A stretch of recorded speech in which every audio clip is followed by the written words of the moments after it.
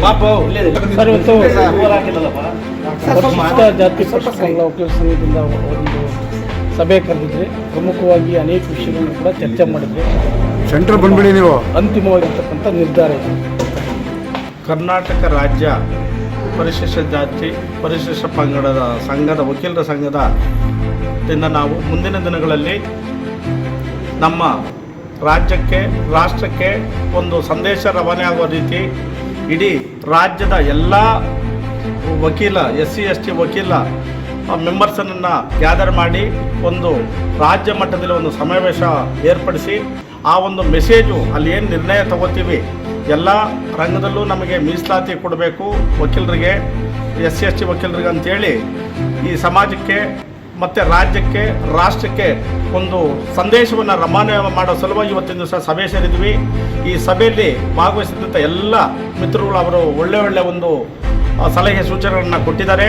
ಅವರು ಹಿರಿಯರು ಕೊಟ್ಟಂಥ ಮಾರ್ಗದರ್ಶನ, ಹಿರಿಯರು ನೀಡಿದಂಥ ಒಂದು ದಾರಿಯಲ್ಲಿ ನಾವು ಮುಂದಿನ ದಿನಗಳಲ್ಲಿ ಇನ್ನೂ ಉತ್ತಮವಾಗಿ ಮಾಡ್ಕೊಂಡು ಹೋಗೋದಕ್ಕೆ ಮತ್ತು ನಮ್ಮ ಸಮುದಾಯದವರಿಗೆ ಏನು ಇವತ್ತಿನ ದಿವಸ ಬೆಂಗಳೂರು ವಕೀಲರ ಸಂಘದಲ್ಲಿ ಏನು ಒಂದು ಇದು ನಡೀತಾ ಇದೆ, ಮುಂದಿನ ದಿನಗಳಲ್ಲಿ ಅದು ನಡೀದೇ ಹಾಗೆ ಮಾಡಿ ದೌರ್ಜನ್ಯ ನಿಲ್ಲಿಸಿ ಅವರು ನಮಗೂ ಒಂದು ನಮ್ಮ ಇದು ಏನಿದೆ ಬೇಡಿಕೆಗಳೇನಿದೆ ಡಾಕ್ಟರ್ ಬಾಬಾ ಸಾಹೇಬ್ ಅಂಬೇಡ್ಕರ್ ಅವರ ಭಾವಚಿತ್ರವನ್ನು ಇಡೀ ರಾಜ್ಯದಲ್ಲಿರ್ತಕ್ಕಂಥ ಎಲ್ಲ ಹೈಕೋರ್ಟ್ಗಳಿರ್ಬೋದು, ಡಿಸ್ಟ್ರಿಕ್ಟ್ ಕೋರ್ಟ್ಗಳಿರ್ಬೋದು, ತಾಲೂಕು ಕೋರ್ಟ್ಗಳಿರ್ಬೋದು ಆಗದಂತೆ ನಾವು ಪ್ರಾಕ್ಟೀಸ್ ಮಾಡ್ತಕ್ಕಂಥ ನಮ್ಮ ಸಂಘದ ಹಾಕೋ ತನಕ ನಮ್ಮ ಹೋರಾಟವನ್ನು ನಿಲ್ಲಿಸಲ್ಲ.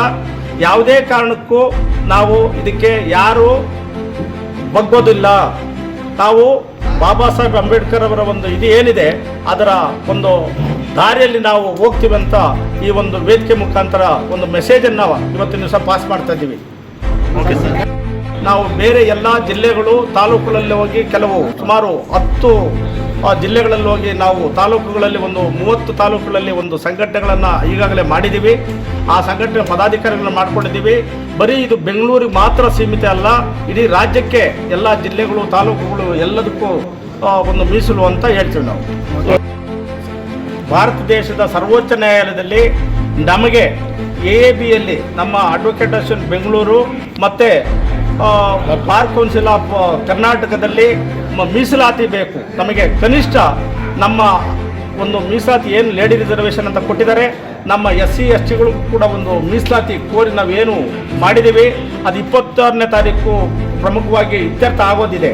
23ನೇ ತಾರೀಕು ಸುಪ್ರೀಂ ಕೋರ್ಟಲ್ಲಿ ಲಿಸ್ಟ್ ಆಗಿದೆ. ಅದು ಆ ಲಿಸ್ಟ್ ನಂಬರ್ 70 ಅದು ಆಗಿದೆ, ಇದೇ ಸೀರಿಯಲ್ ನಂಬರ್ 70. ಅದು ಆಗ್ಬೋದು ಅನ್ನೋ ಒಂದು ಆಸೆ ಆಕಾಂಕ್ಷೆ ನಮ್ಮಲ್ಲಿದೆ.